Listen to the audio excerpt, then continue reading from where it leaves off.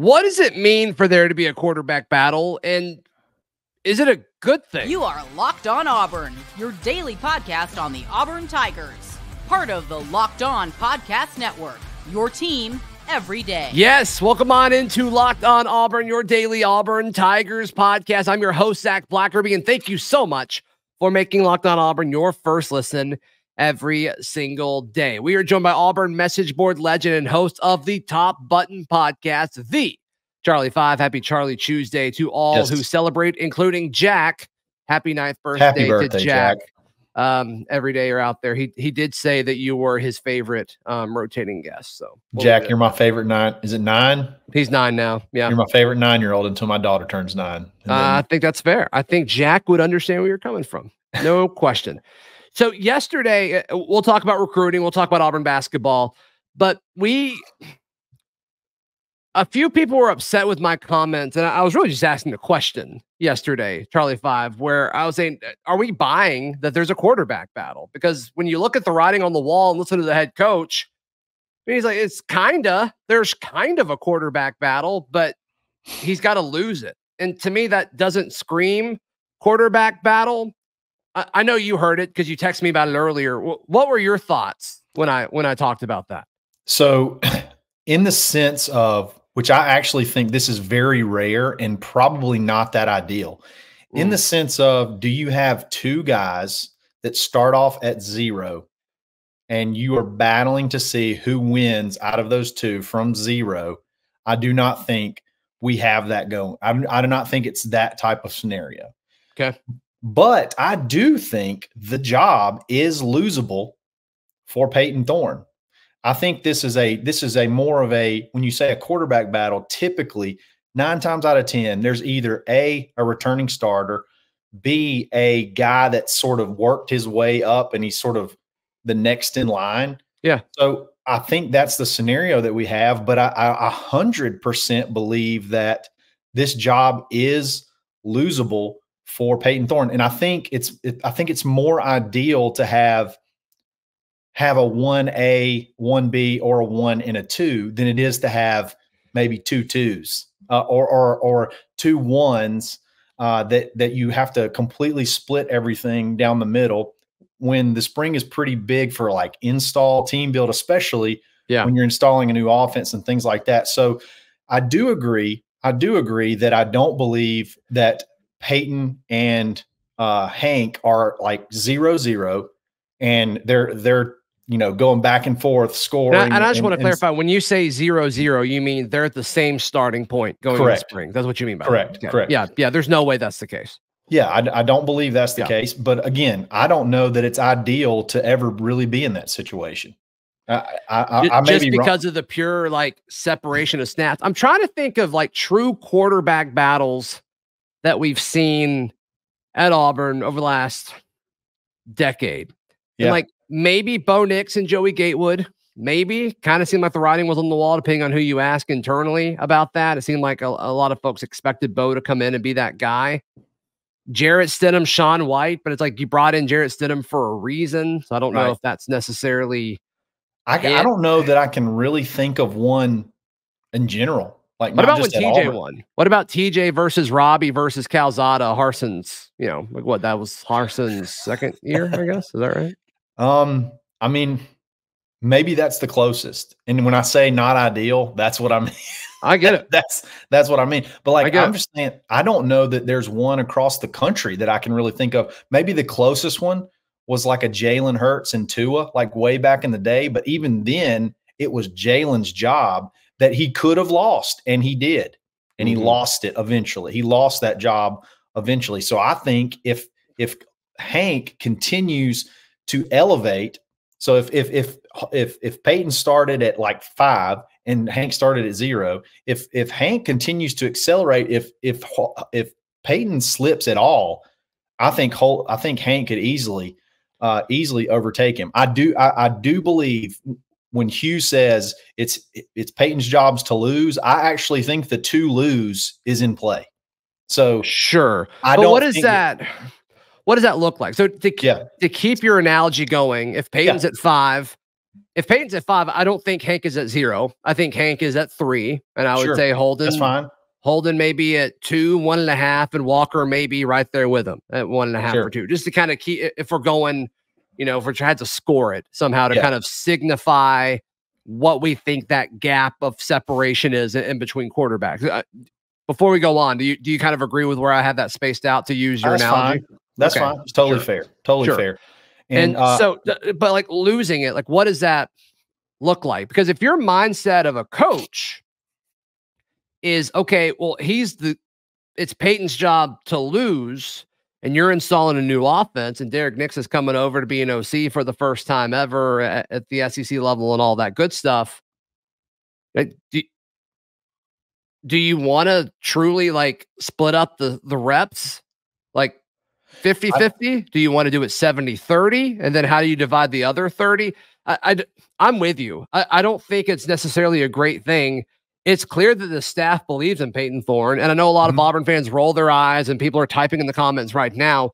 But this is not us defending Peyton Thorne. This is us looking and listening to what we're being told by Hugh Freeze in a public podium, right? Correct. And also kind of, I hinted at a few things yesterday that Auburn's doing from a messaging standpoint to kind of build up Peyton Thorne, which is the right move.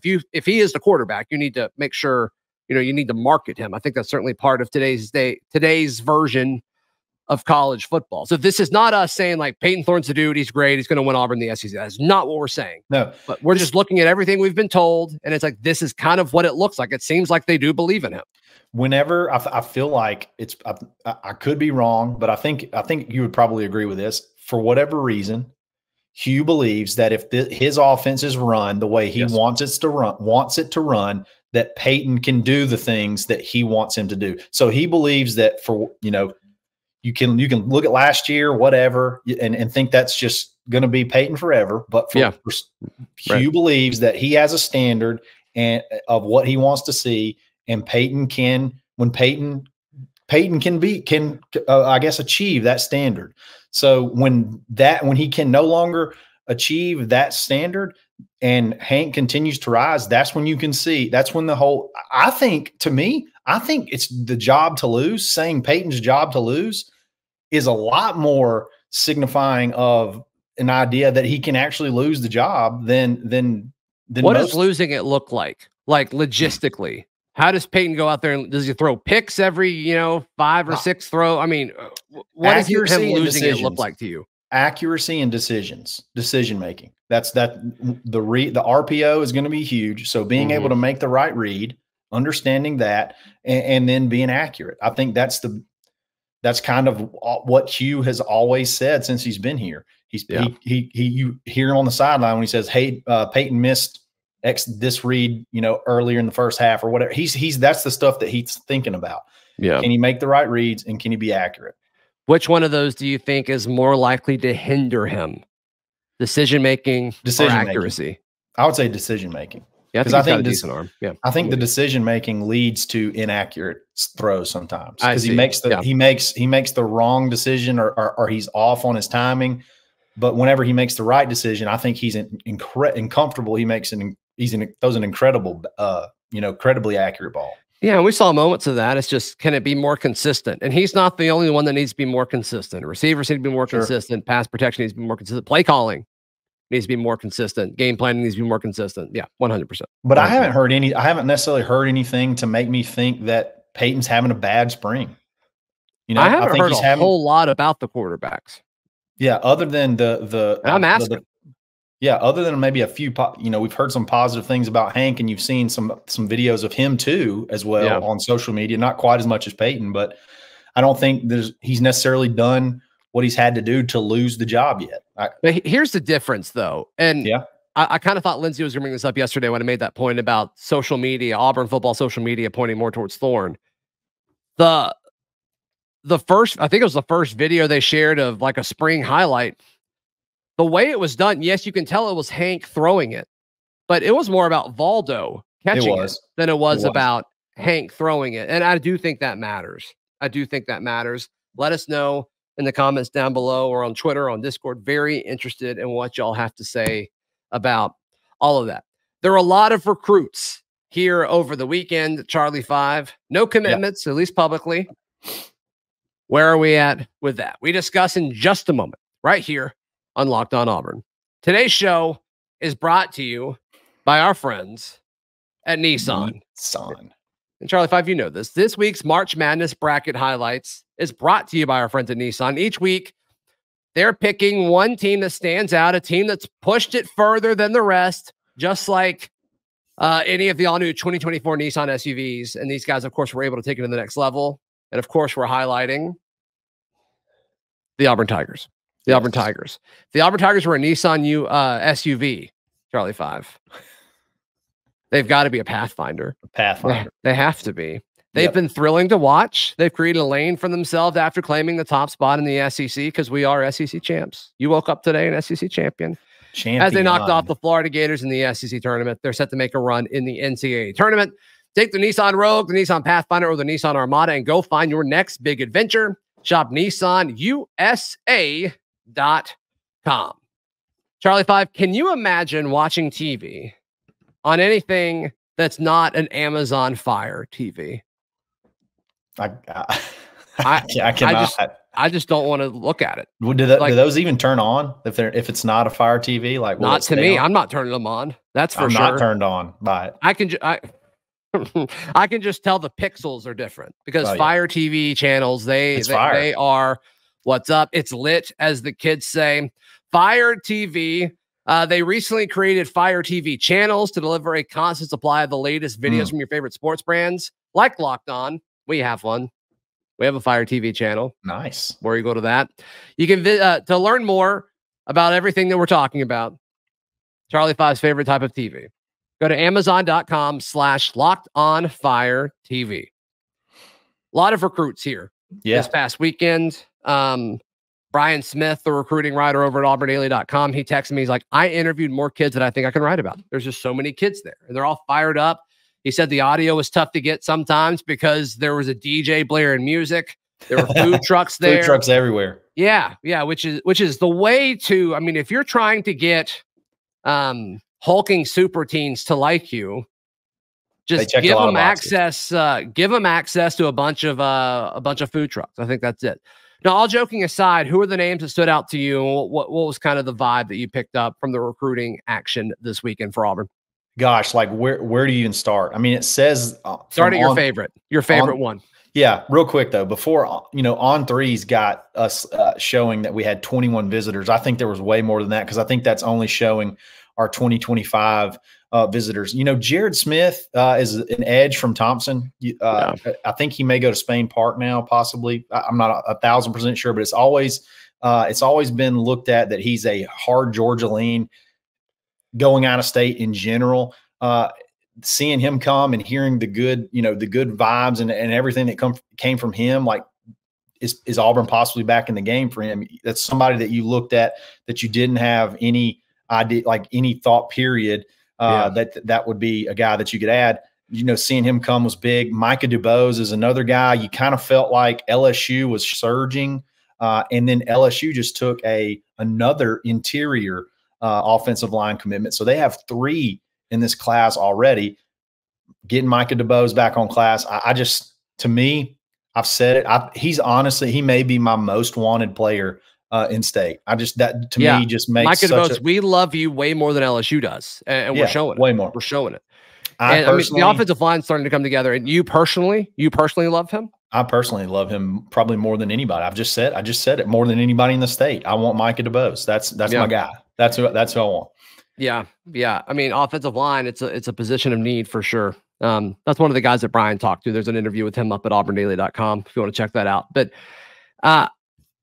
Freeze talked to some of the reporters, I guess after that, or maybe while it was happening. They were all just kind of hanging out outside, it sounds like. But he talked about how loaded the weekend was. And once again, like we've talked about the intentionality that goes into recruiting and how every detail, every second of all of this is planned. We saw it last year where it took time. And I came on here with you maybe 2 weeks ago, and I was a little frustrated. I was a little like, okay, where's it coming? And I'm starting to feel better about it now. This past weekend, despite despite like no public commitments or anything like that. You had Traverse Dice, but that was like on a Thursday, I believe, or something. Yeah, like that wasn't really part of the weekend, right? Right. But still, I mean, that certainly helps. I mean, and he's the guy that we highlighted, I believe. It's like, we need this guy. He's been close to committing for forever. When is he going to commit? And they did. They did. And there were some other guys like Alvin Henderson showed up on campus, and that's great a guy to have him back.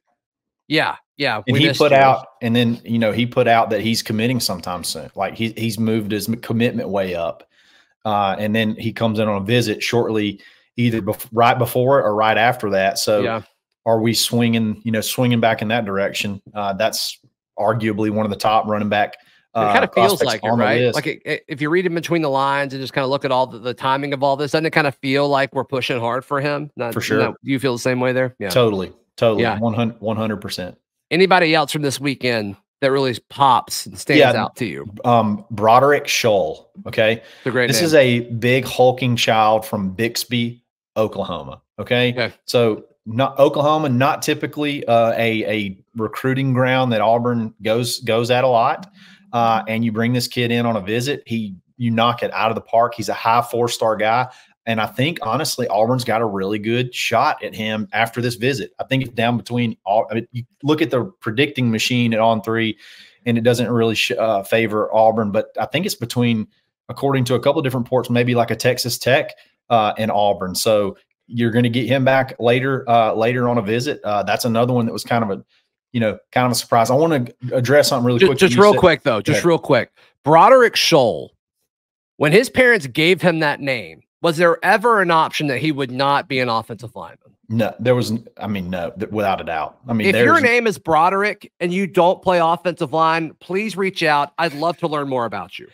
I'm genuinely curious. Yeah, I think Georgia signed there was a 5-star a couple of years ago. That was a Broderick. That was an offensive tackle. Of course he was. Because if you name your kid Broderick, what else are they going to be? They're going to be offensive linemen. They can't. That's all they can be. Address something you said earlier. You talked about us being impatient and discouraged, whatever. Cole Pinkston put something out on On3 that he overheard a coach or somebody on staff that said, and if you go to On3, subscribe, you can get little nuggets like this.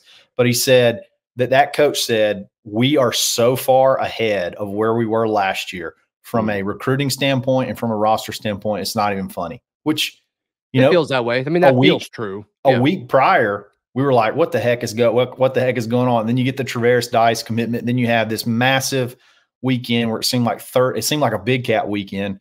Yeah. And you feel like you're in a good spot momentum wise with a lot of guys. I think that says a lot. I think there's probably, again, I still think in March, you're still going to have a couple more commitments for this month. I think it's going to be a big month. So we'll have to see how that plays out. I know how they have strategically all that stuff spaced out, when to pop, stuff like that. So it was a great weekend, huge weekend for recruiting. Yeah. And it was a huge weekend for Auburn basketball as well. A historic weekend for Auburn basketball. And I don't hate their draw as much as most people do. And so let's talk about that, Charlie, if I want to hear your thoughts. That's coming up right here on Locked On Auburn. Today's show is brought to you by our friends at FanDuel. Love it. Charlie 5. Can you imagine wagering on sports anywhere else? I cannot, and I won't. And I'm eyeballing that Auburn to win, the national championship odds too. So we're like the 6th best odds in the field. Yeah, in the whole field as a 4 seed. That's wild. That's crazy. So, it's time. Where you don't have to say, you don't have to just have a busted bracket all the time, because FanDuel lets you bet on every game of the tournament. Right now, new customers get $200 in bonus bets if your first $5 bet wins. That's $200. If I gave you $200 right now, is that a better situation or a worse situation than before? I gave you $200. It's pro. It's towards the pro. That's what I'm saying. That's what I'm saying. That's $200 to use on point spreads, money lines. You can even pick who's going to win it all, aka the Auburn Tigers. If it's not Auburn, I think it's Houston. That's just kind of where I'm at with that. Visit FanDuel.com/lockedon and bet on college hoops until they cut down the nets. All right, Charlie 5.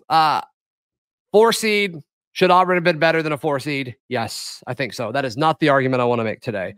But I love the matchup against Yale. And of course, that's already been a trendy pick. I was listening to some national basketball shows yesterday. And of course, they were asked, all right, 1-4-13 matchup upset. And of course, they're all like, oh, Yale over Auburn. It's like, get out of here. That's not happening. I just don't think it's going to happen. No. The next round, though, the San Diego State draw. You're going to have to eventually play good teams. And Auburn's going to have to play San Diego State. They're going to have to play UConn. Then we'll see what happens after that. But I think Auburn can beat any of them. And I think this mentality, Daryl and I went live after the bracket stuff was announced. And the live chat was littered. And I've seen it on Twitter. I've seen it on, all over the place, the message boards. It's like, I hate that we got to play UConn in the Sweet 16. And it's like, no, UConn should be concerned about playing Auburn the way that Auburn is playing right now. If you look at every metric, Auburn is one of like the 6 or 7 teams historically that has a mathematical chance based off of, tons of data with offensive and defensive efficiency. And I think they can do it. Charlie 5. Like, I'm just not as afraid of that eventual Sweet 16 matchup as a lot of people are, but obviously you've got to get there first. Yeah. So a couple things. Number one, I talked for a lot there. My bad. The more that I've thought about this, the better I feel about the path to the Sweet 16. Okay. Other than it really sucks to have to go all the way across the country. I really like the matchup with Yale. They're not very big. And I just think we're going to smother them like we do everybody else. And then San Diego State, I've listened to a lot of stuff that people feel they are way overseeded. Yeah. So I think we have a very, very good path to the Sweet 16. And the only thing that bothers me is, so we go to Spokane, and then I'm not saying apparently. I will never say Spokane because it's not spelled that way. I'm going to say Spokane out of disrespect for making us go there. So okay, we're going to Spokane, and then you come back to Auburn, and then you got to fly to Boston, I believe, if I'm correct, to play UConn, which. Not the same state, but I think my geography is right. I think they like those states touch, so it's not like it's a very far drive. It could be a pretty nasty atmosphere. But you know what? The last year we got as an 8 seed or 9 seed, whatever we were, we played in Birmingham, and then we went to you played Houston, the number 1 seed in Birmingham. So it's not like we always get shafted. I do wish they counted conference tournaments. I wish you would not be lazy. I wish you'd not be lazy and, take that extra 2 hours after the conference championships games and factor those in. But would have been easy too. Just flip us with Kentucky. It would have been fine. Yeah. All you had to do. Yeah. However, I like our draw better than Kentucky's, even as a 4 seed. Sure. So I wish we would have played UConn just a little bit later. But if you go ahead and knock them out, in theory, there's a couple of other upsets. You could have a good run to the Final Four. So again, you got to play tough teams. The more I've thought about it, I do think Auburn got shafted a little bit on the seeding, but I do love the pathway to the Sweet 16. And honestly, Sweet 16 would be, phenomenal. And then once you get there, it's sort of like, whatever happens, happens. Go get in a freaking brawl with UConn, and let's see what happens. They're number 1 in either offense or defense, and then 11 in the other one. I think it's offense 1, 11 on defense, and then Auburn is 4 and 10. So, like, you have 2. I mean, from an analytical they're not standpoint, in a different class than Auburn. And we really need to get out of our head. Like, we have listened too much to the poll voters. We've listened too much, I guess, to the selection committee. Like, Auburn belongs in the conversation among the favorites in the tournament. Auburn was the best team in college basketball last week, and nobody wants to say it. We'll say it. They were the best team in college basketball last week. I agree. And I watched a lot of college basketball last week. Nobody was better than Jen Iber. I don't care. You cannot convince me otherwise. I'm with you. Give me Auburn versus everybody else. Yeah, I'm going to take the Tigers for sure. UConn reminds me a lot of Florida. They got big bigs and they got some athletic guards, and you saw what we were able to do to Florida. I think they're probably a little bit better, but you go and you stroke Florida by 20. So I think you can.